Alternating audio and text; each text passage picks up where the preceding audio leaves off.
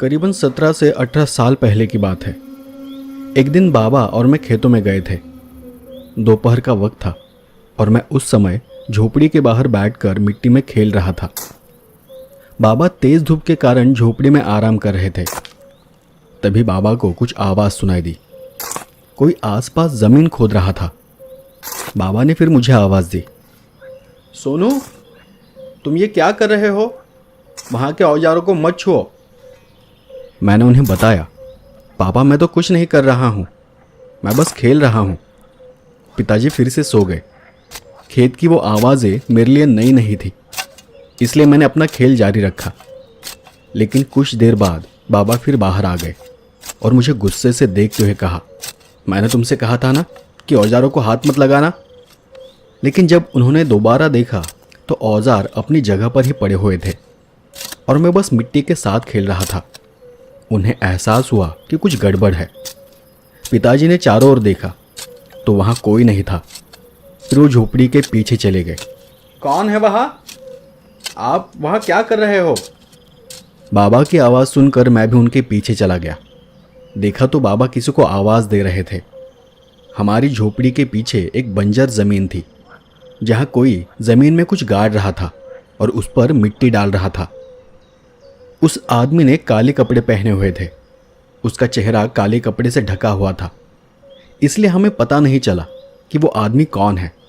जैसे ही बाबा ने उसे आवाज़ दी, वो आदमी हाथ में कुदाल लेकर वहाँ से जाने लगा। वो तेज़ी से चलते हुए वहाँ से निकल गया। शायद उसका काम पूरा हो चुका था। बाबा को शक हुआ कि ये आदमी कुछ गलत कर रहा है और वो भी तेज़ी से उसकी ओर चलने लगे और मैं भी उनके पीछे जाने लगा। जब तक हम वहाँ पहुँचते वो आदमी काफ़ी दूर निकल चुका था। जब हम उस जगह के पास पहुँचे तो देखा कि एक गड्ढे में ज़मीन में कुछ दबा हुआ है, अंदाज़न 3 से 4 फीट लंबा। बाबा की नज़र गड्ढे पर पड़ी और वो अनुमान लगा रहे थे कि वहाँ क्या दफनाया गया होगा। वो वापस झोपड़ी में गए और वहाँ से कुदाल और फावड़ा लेकर वापस उस जगह पर आ गए। उस वक्त तक धूप कम हो चुकी थी। सूरज पश्चिम में उतरने लगा था। दूर दूर तक आसपास कोई नहीं था। हमारे साथ हमारा एक कुत्ता भी था, भाल्या, लेकिन न जाने वो सुबह से कहाँ चला गया था। सुबह से वो गायब था। बाबा उस गड्ढे को खोदने लगे। लगभग आधे घंटे तक खुदाई करने के बाद वो रुक गए, क्योंकि उन्हें वहाँ कुछ दिखाई दिया। मैंने भी देखा कि वहाँ सफ़ेद कपड़े में कुछ था। बाबा ने फावड़ा एक तरफ रख दिया और हाथ से मिट्टी हटाने लगे। एक सफ़ेद कपड़े में कसकर कुछ बंधा हुआ था। बाबा ने कपड़े की गांठ पकड़कर उसे मिट्टी से बाहर निकाला और मानो उन्हें झटका सा लगा। वो पीछे गिर पड़े। तब वहाँ जो कुछ भी था वो मिट्टी से ऊपर आ गया था। हमें संदेह हुआ कि शायद किसी ने भाल्या को मारकर तो यहाँ नहीं दफनाया, क्योंकि काफ़ी समय से भाल्या हमें कहीं दिखाई नहीं दिया था और नहीं उसकी कोई आवाज़ हमें सुनाई दी थी। बाबा डर गए और उस पोटली के पास चले गए। वो जो भी था भाल्या के आकार का ही था। बाबा ने धीरे से ऊपर की गांठ खोल दी और सामने देख उनका चेहरा पीला पड़ गया, क्योंकि अंदर एक छोटा लड़का था। मैंने भी उसका चेहरा साफ साफ देखा।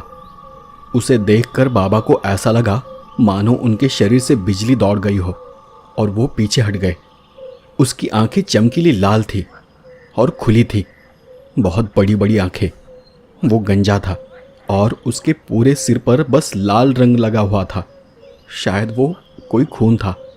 उसे देख ऐसा लग रहा था मानो उसकी आंखें जिंदा है और वो बाबा को घूर रहा है। बाबा ने एक पल भी देर किए बिना मेरी आंखों पर हाथ रख दिया, क्योंकि वो नहीं चाहते थे कि मैं उस भयानक दृश्य को देखूं। और फिर वो मुझे उठाकर झोपड़ी के पास लेकर चले गए। वहाँ जाकर उन्होंने मुझे झोपड़ी के पास खड़ा कर दिया और झोपड़ी के दरवाजे के पास खड़े होकर जोर जोर से आवाज़ देने लगे, भाल्या, भाल्या। उनकी आवाज़ से मुझे पता चल रहा था कि उन्हें उस वक्त किसी तरह का डर लग रहा था। फिर दूर कहीं से भौंकने की आवाज़ आई।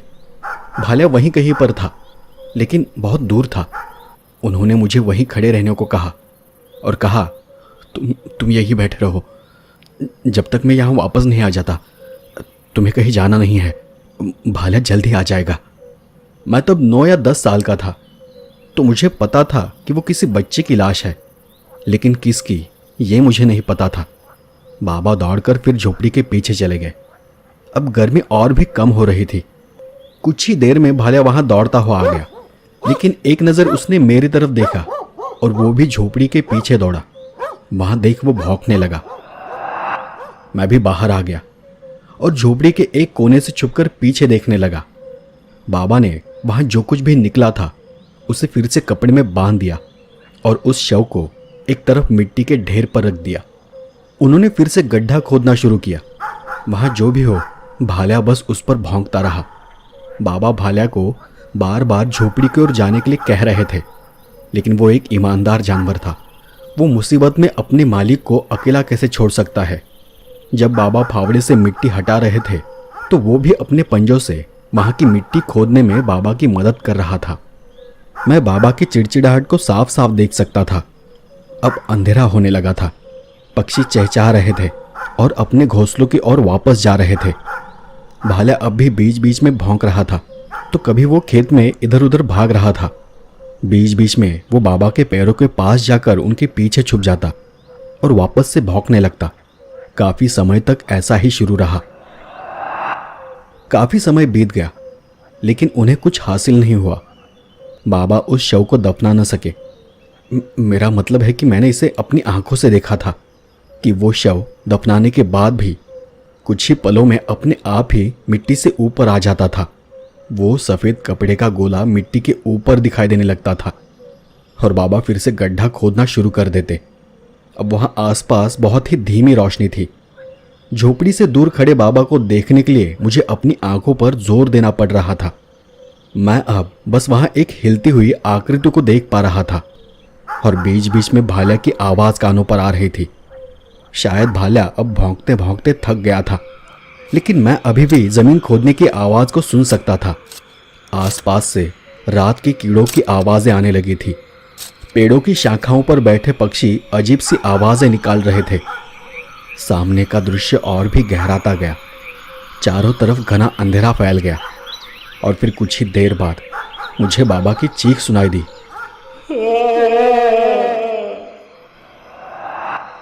वो आवाज़ सुनकर मेरे रोंगटे खड़े हो गए। वहाँ वास्तव में क्या हुआ था मैं कुछ भी देख नहीं सका। मैंने घबराहट से बाबा को पुकारा, बाबा। मेरी आवाज़ सुनकर उन्होंने मुझे आवाज़ लगाई, चिंता मत करो बेटा, मैं यहीं हूँ, बस एक खत्म कर आ रहा हूँ। मुझे नहीं पता कि उन्होंने वहाँ क्या किया, लेकिन थोड़ी ही देर बाद वो मेरी तरफ दौड़ते हुए आ गए। उनके पीछे पीछे भाल्या भी वहाँ आ गया। उन्होंने झट से उस झोपड़ी में जो लालटेन थी उसे जला दिया और फिर मेरा हाथ पकड़कर वो गांव की ओर चलने लगे। उन्होंने झोपड़ी बंद नहीं की, सामान भी वो वहीं छोड़ आए थे और अब हम पैदल ही घर की ओर जा रहे थे। अंधेरा होते ही वहाँ की कीड़ों की आवाज़ और भी बढ़ गई थी, या शायद ये डर के कारण था। मैंने चलते हुए ही बाबा से पूछा, क्या हुआ बाबा, वो किसकी लाश थी? बाबा कुछ नहीं बोले। उन्होंने अंधेरे में बस आवाज़ करते हुए मुझे चुप रहने के लिए कहा। अब तक हम कई बार अंधेरा होने के बाद घर जा चुके थे, लेकिन आज तक मैंने बाबा को कभी भी लालटेन ले जाते हुए नहीं देखा था। वे कभी इतने डरे हुए नहीं थे।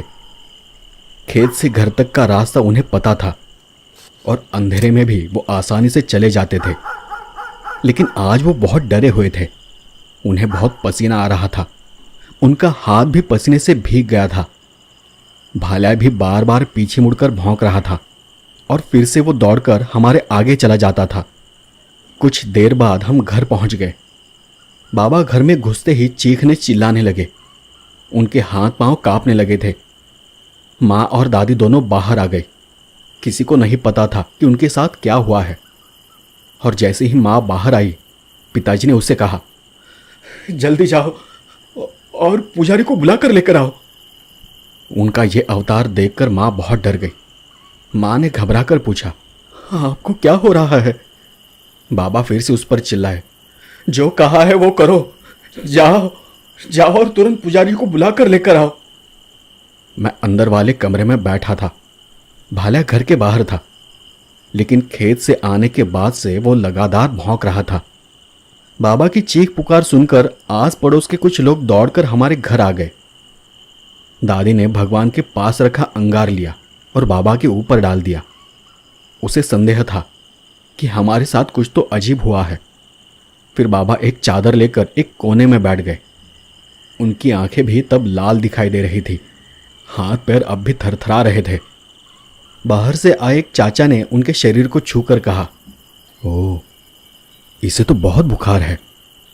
बाबा को वहीं सुलाया गया। कुछ ही देर में गांव का पुजारी वहां आ गया। जो भस्म वो अपने साथ लाए थे उसे सबसे पहले उन्होंने भाल्या के माथे पर लगाया। भस्म लगाते ही जैसे तैसे वो शांत हो गया। फिर वो मेरे पास आए और उस भस्म को मेरे माथे पर लगाया। उसके बाद वो वापस बाहर के कमरे में चले गए और जाकर बाबा के पास बैठ गए।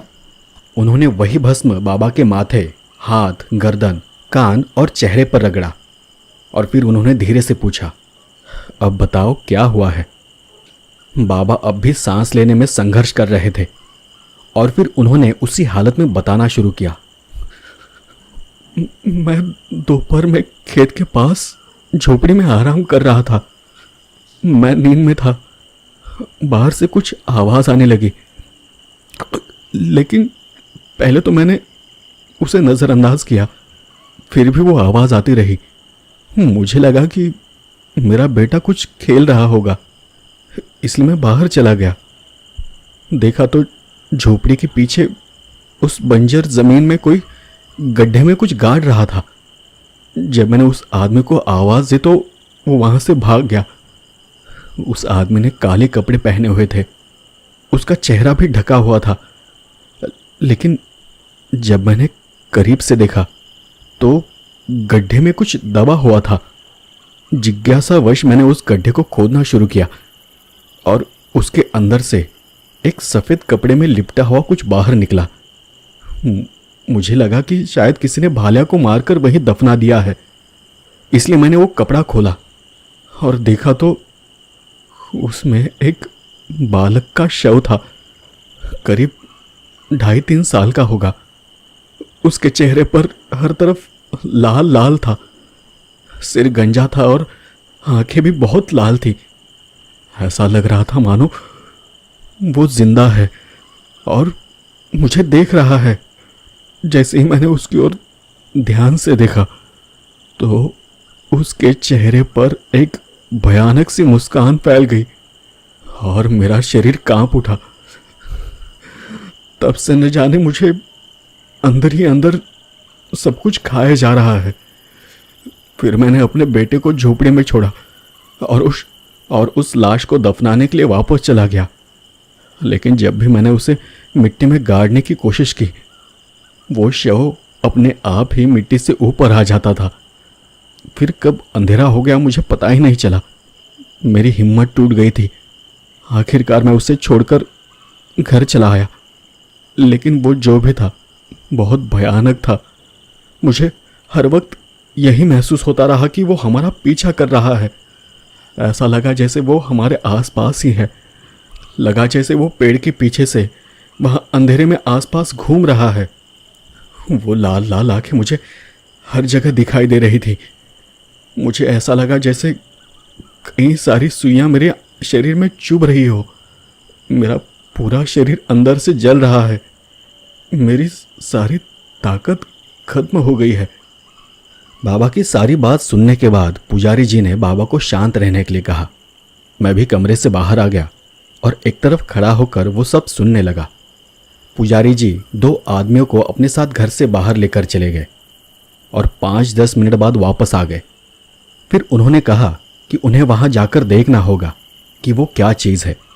हम कुछ लोग जाकर देख कर आते हैं और जब हम वापस आएंगे तो फिर देखेंगे कि आगे क्या करना है। पुजारी जी ने मेरी ओर देखकर कहा, हमारे साथ आओ, हमें वो जगह दिखाओ। मुझे तब डर नहीं लग रहा था, लेकिन मुझे ठीक से समझ नहीं आया कि वहां आखिर क्या हो रहा था। मैंने अपनी माँ की ओर देखा तो वो डरते हुए बोली, नहीं नहीं, इस बच्चे को अपने साथ मत लेकर जाओ। पुजारी जी ने माँ को आंखों से आश्वस्त किया और कहा, चिंता मत करो, हम उसके साथ हैं। इसकी सुरक्षा करना हमारी जिम्मेदारी है। उसका बाल तक बाका नहीं होगा। और फिर मैं उन 5 आदमियों के साथ बाहर चला गया। हम गांव की सीमा पर पहुंचे। अंधेरा गहराता नजर आने लगा था। हवा साए साए करते चल रही थी। सभी के हाथ में लालटेन और लाठी थी और मैं उन सबके बीच में चल रहा था। गांव की सीमा छोड़ने से पहले पुजारी और बाकी लोगों ने ग्राम देवी को प्रणाम किया और हम वापस खेत की ओर चल दिए। करीब 20 मिनट बाद हम खेत के पास पहुंचे। मैंने उन्हें दूर से ही वो गड्ढा दिखाया। वहां मिट्टी दिख रही थी। फावड़ा भी वहीं पड़ा हुआ था। जैसे ही मैं उस जगह पर गया मेरे रोंगटे खड़े हो गए।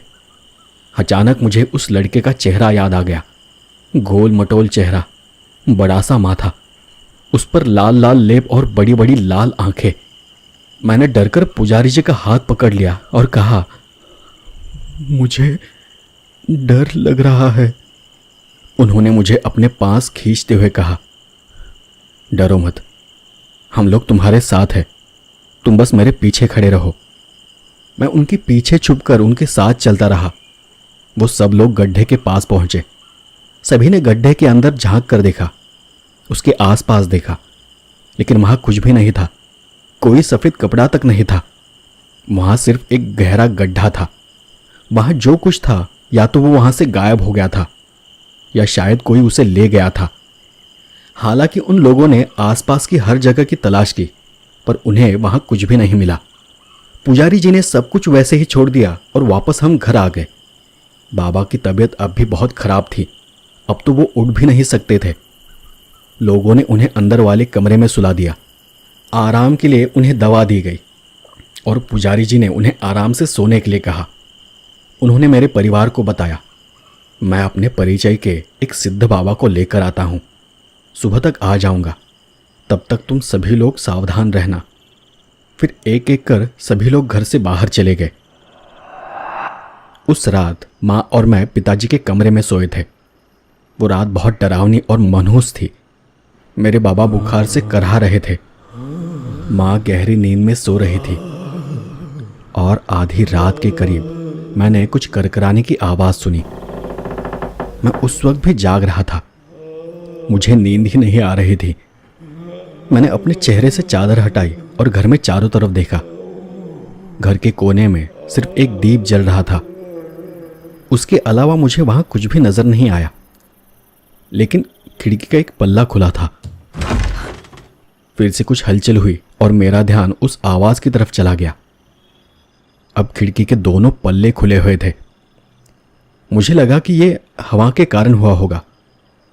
मैं खिड़की की तरफ देखे जा रहा था और तभी मुझे कौवों की आवाज सुनाई देने लगी। कुछ कौवे खिड़की के पास आकर वापस अंधेरे में जा रहे थे।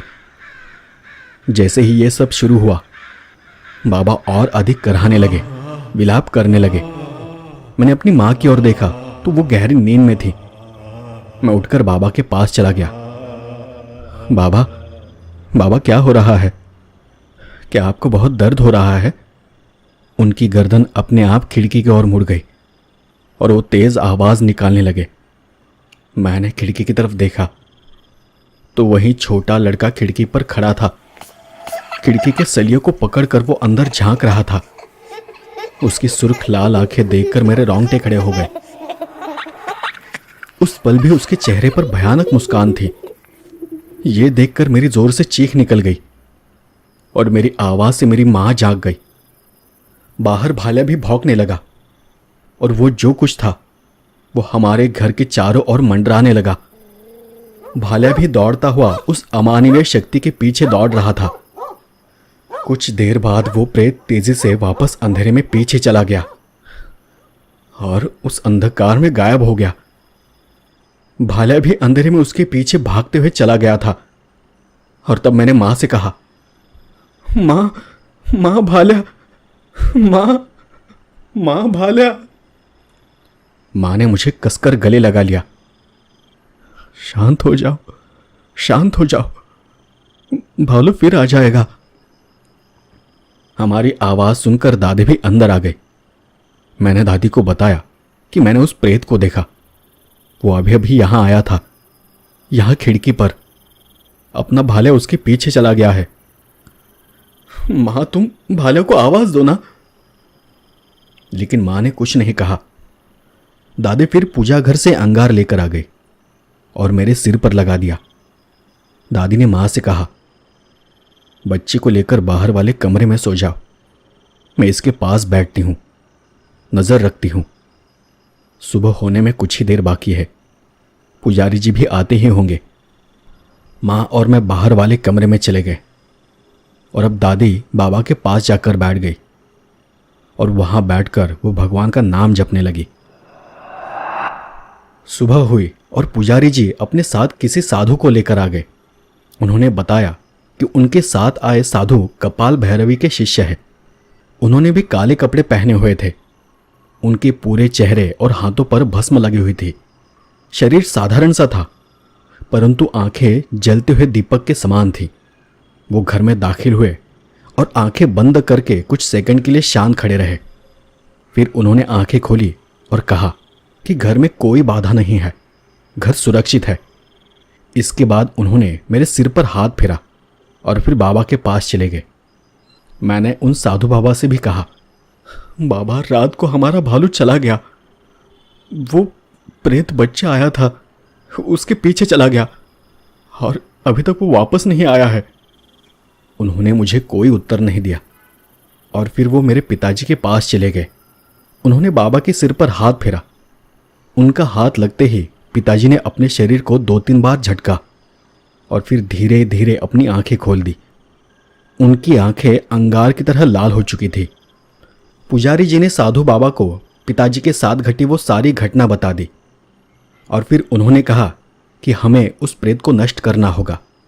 किसी ने किसी और पर जादू टोना करके लाश को दफनाने की कोशिश की थी, लेकिन चूंकि इस आदमी ने उसे फिर से बाहर निकाला, इसलिए उनका टोटका पूरा नहीं हो पाया और अब वो टोना इनके साथ बंध गया है और इसमें जो भी अमानवीय शक्ति थी वो अब इनके पीछे है। एकमात्र उपाय यह है कि उस प्रेत को नष्ट करना होगा, अन्यथा इनकी मौत हो जाएगी। तब पुजारी जी ने उन्हें बताया कि कल रात हम कुछ लोग उस शव की तलाश में निकल गए थे, लेकिन वो कहीं नहीं मिला। तब मैंने उन्हें दोबारा वही कहा, कल रात हमारे घर पर वो प्रेत आया था, मैंने उसे देखा था, लेकिन वो गायब हो गया और भाला भी उसके पीछे चला गया, लेकिन वो अभी तक वापस नहीं आया है। दरअसल मुझे बस भाल्या की याद आ रही थी। इतना सब कुछ होने के बाद उन साधु बाबा ने कुछ लोगों को दोबारा शव ढूंढने के लिए भेजा। मैं भी उनके साथ चला गया। मेरे लिए वो प्रेत महत्वपूर्ण नहीं था, मैं तो बस भाल्या को ढूंढना चाहता था। लेकिन पूरे दिन ढूंढने के बाद भी गांव के लोगों को वो प्रेत नहीं मिला और नहीं मुझे भाल्या। इधर वो सिद्ध पुरुष बाबा मेरे पिताजी के शरीर से उस टोटके को हटाने का प्रयास कर रहे थे, लेकिन उन्हें भी कोई सफलता नहीं मिली थी। शाम को सभी लोग घर वापस इकट्ठा हो गए। सबको देखकर बाबा समझ गए कि उनके हाथ में कुछ नहीं लगा है। उन्होंने कहा कि हमें एक काम करना होगा, हमें इन्हें उठाकर वापस खेत में ले जाना पड़ेगा। वो प्रेत इन्हें ढूंढते हुए जरूर वापस आ जाएगा और जब वो आएगा तब हम उसे पकड़ लेंगे। और फिर योजना के अनुसार गांव के लोग, पुजारी जी और वो साधु बाबा मेरे पिताजी को बैलगाड़ी में बिठाकर वापस हमारे खेत पर ले गए। वे मुझे भी अपने साथ लेकर चले गए थे, क्योंकि बाबा और मैं हम दोनों ही ऐसे व्यक्ति थे जिनके संपर्क में वो प्रेत आया था। साधु बाबा ने पिताजी को खेत की झोपड़ी के सामने एक लकड़ी पर बिठा दिया। उन्होंने पिताजी के सारे कपड़े उतार दिए। उन्हें नदी के शीतल जल से स्नान कराया गया। ठंडे पानी के कारण बाबा का शरीर थरथरा रहा था। अंधेरा होने में कुछ ही समय बाकी था और फिर उस साधु बाबा ने पिताजी के माथे और पूरे शरीर पर किसी प्रकार का भस्म और रंग लगा दिया। वो कहीं से एक जानवर को मारकर ले आए और उसका खून पिताजी के शरीर पर छिड़क दिया। उसका मांस भी बाबा को खाने के लिए दिया। बाकी बचा जो थोड़ा मांस था उनके चारों ओर फेंक दिया। सच कहूं तो उस कच्चे मांस को किसी ने न खाया होता, लेकिन पिताजी ने उसे किसी जानवर की तरह खा लिया। ऐसा लग रहा था मानो उनके अंदर का जो शैतान था वो बाहर आ रहा था। साधु बाबा भी यही चाहते थे, लेकिन मुझे नहीं पता था कि मैं वहां क्यों था। लोगों ने पिताजी को एक खुली जगह पर बिठा दिया और उनके चारों ओर एक गोलाकार बना दिया। अंधेरा होने में अब बहुत कम समय बाकी था।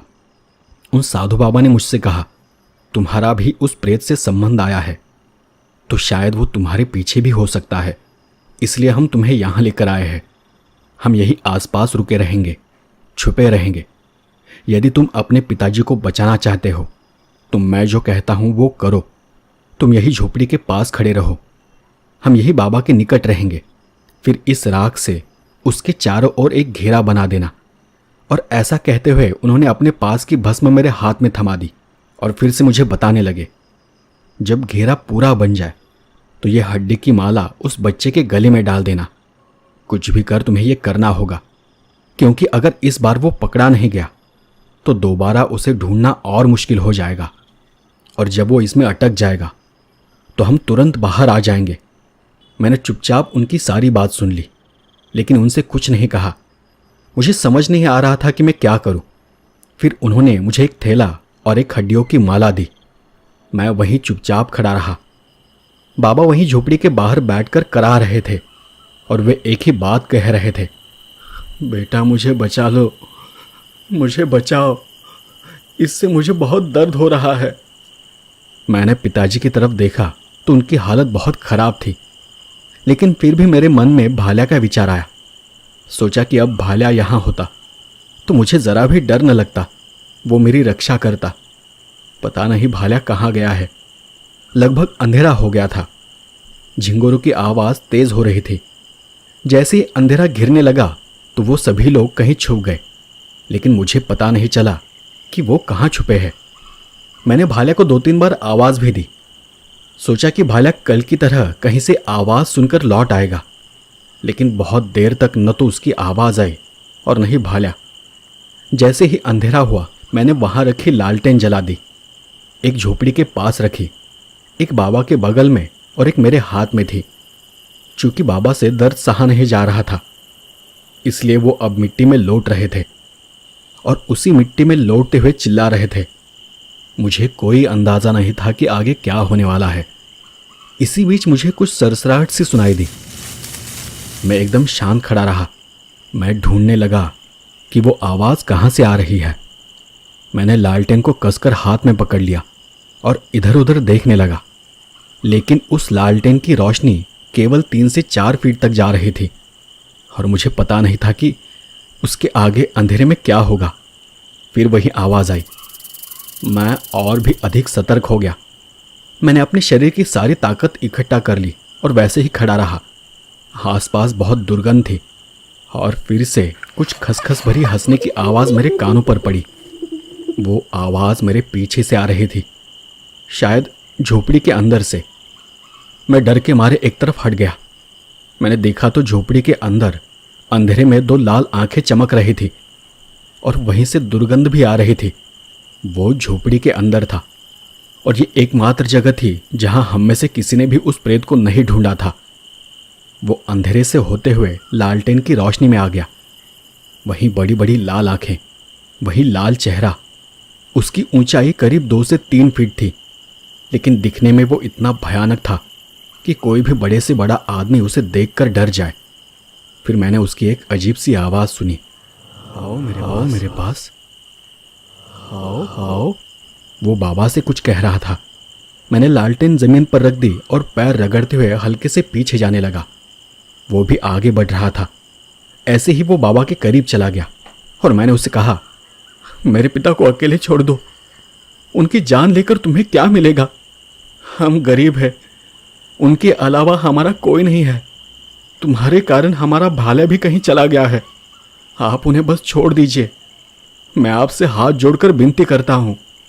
और ये सब कहते हुए मैंने उसके चारों ओर एक घेरा बनाना शुरू किया। मैं जानता था कि वो बीच बीच में तिरछी नज़र से मुझे घूर रहा है।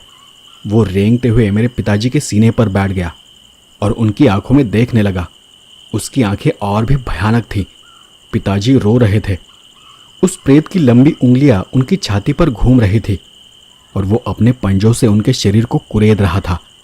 आखिरकार मैंने भस्म को हाथ में लेकर उसका पूरा चक्कर लगाया और फिर मैंने थैली से हड्डियों की माला निकालने के लिए अपने जेब में हाथ डाला, लेकिन जैसे ही मैंने अपनी जेब में हाथ डाला उसने मेरी तरफ देखा और अजीब तरह मुस्कुराते हुए उसने मुझे कहा, तुम्हें क्या लगा कि मैं सचमुच एक बच्चा हूँ? मुझे कुछ समझ नहीं आ रहा कि तुम मेरे चारों ओर एक घेरा बना रहे हो मुझे बांधने के लिए, और अब तुम अपनी जेब से एक माला निकालकर मेरे गले में डालने वाले हो, मुझे बांधने वाले हो। मैं सब कुछ जानता हूँ, लेकिन इससे कुछ नहीं होगा। तुम सबका भी यही हश्र होगा। और ये कहते हुए उसने मगरमच्छ की तरह अपना जबड़ा खोल दिया, बहुत बड़ा। और फिर मैंने उसके मुंह में भाला का शांत और मासूम चेहरा देखा। वो देख मुझसे रहा नहीं गया, मुझे बहुत गुस्सा आ गया और मैं गुस्से में दौड़ते हुए उसके पास चला गया। जल्दी से अपनी जेब से माला निकाली और उसके गले में डाल दी, लेकिन जैसा कि उसने कहा था उस प्रेत को कुछ भी नहीं हुआ। इसके बाद भी वो मुझे देखकर मुस्कुरा रहा था। उसकी हंसी देख मेरे रोंगटे खड़े हो गए, मेरे हाथ पांव कांपने लगे और वो था कि मुझे देखकर बस मुस्कुरा रहा था। ऐसा लग रहा था मानो लड़ाई से पहले ही तय हो गया हो कि जीत उसी की होने वाली है। मैं बहुत डर गया था और फिर मैं पीछे पीछे सरकने लगा। तभी अंधेरे से 7-8 लोग हमारी ओर दौड़ते हुए आ गए। उन्होंने अपनी हाथ की लाठी से वहां घेरा बना दिया और उन्हीं में से एक ने मुझे बाहर खींच लिया। कुछ ही देर में वो सिद्ध बाबा भी वहां आकर खड़े हो गए। वो कोई अबूझ सा मंत्र बोल रहे थे। उनकी आंखें भी उस बच्चे की तरह लाल चमक रही थी। और फिर उन्होंने एक अलग आवाज में कहा, ये चक्र और माला केवल तुम्हें धोखा देने के लिए थी, ताकि तुम्हें अपनी शक्ति पर घमंड हो और तुम यहां से भागने की कोशिश न करो। और फिर साधु बाबा ने अपने पास रखा एक सफेद कपड़ा बाहर निकाला और फिर से कुछ मंत्र जाप करने लगे। जैसे ही उन्होंने मंत्र कहना शुरू किया, उस बच्चे का शरीर ऐंठने लगा। उसने विरोध करना शुरू कर दिया और इससे पहले कि वो कुछ कर पाता, एक जोर की खच की आवाज आई और उस लड़के की गर्दन कट गई और वहीं लटकने लगी। और उसी समय उस घोर अंधेरे के वातावरण में अदृश्य शक्तियों का दल चित्कार रहा था। वहीं उसका सिर कटने के बाद भी वो साधु बाबा खून से सना वो गंडासा लेकर मंत्र बड़बड़ाते हुए वहीं खड़े थे। शायद वो वहां की अदृश्य शक्तियों को शांत कर रहे थे। आसपास खड़े लोगों ने उस प्रेत के शरीर के टुकड़ों को इकट्ठा किया और फिर उसी सफेद कपड़े में बांध दिया। पिताजी अब थोड़ा बेहतर महसूस कर रहे थे। उन्हें बुखार तो नहीं था, लेकिन थोड़ी कमजोरी थी। फिर उन साधु बाबा ने कहा कि इस प्रेत को अंधेरे और रोशनी के मध्य में नष्ट करना होगा, मतलब तब जब पूरा अंधेरा ना हो और नहीं सूरज की तेज रोशनी हो। और इसलिए सूरज उगने से पहले आसमान में जो रोशनी फैलती है, लोगों ने उस वक्त का इंतजार किया। साधु बाबा ने पहले ही एक चिता जलाकर रख दी थी। जैसे ही आसमान में रोशनी फैलने लगी, लोगों ने उस प्रेत को अग्नि के हवाले कर दिया। पिताजी भी ठीक होने के बाद उसी समय नदी के पानी में नहा लिए। वो सब होने के बाद भी वहां से कोई नहीं गया, क्योंकि उसकी राख को ठिकाने लगाना बाकी था। दिन भर उस चिता को जलाए रखना था।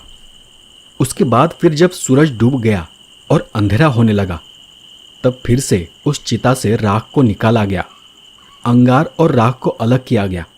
फिर उसमें से कुछ राख को पानी में बहाया गया, तो कुछ को जमीन के अंदर गाड़ा गया। कुछ राख साधु बाबा खुद अपने साथ लेकर चले गए। और सब होने के बाद हम वापस घर लौट आए। सब कुछ ठीक हो गया था, लेकिन सब कुछ ठीक होने के बाद भी मुझे बस एक ही चेहरा याद आ रहा था, और वो था भाल्या का। तो दोस्तों, ये थी हॉरर पॉडकास्ट की एक नई कहानी, और मैं ऐसी ही अलग और नई कहानियां लेकर आता रहूंगा। और अगर आप मेरे चैनल पर नए हैं और आपको मेरी ये कहानी पसंद आई हो, तो वीडियो को प्लीज़ लाइक कर दे। और अगर आप ऐसी ही कहानियां सुनना चाहते हैं, तो वीडियो के नीचे डिस्क्रिप्शन में आपको प्लेलिस्ट की लिंक मिल जाएगी, या फिर वीडियो के आखिर में यहीं पर आपको प्लेलिस्ट दिख जाएगी। तो बस कहानियों का आनंद लीजिए। मिलते हैं अगले एपिसोड में, तब तक के लिए धन्यवाद।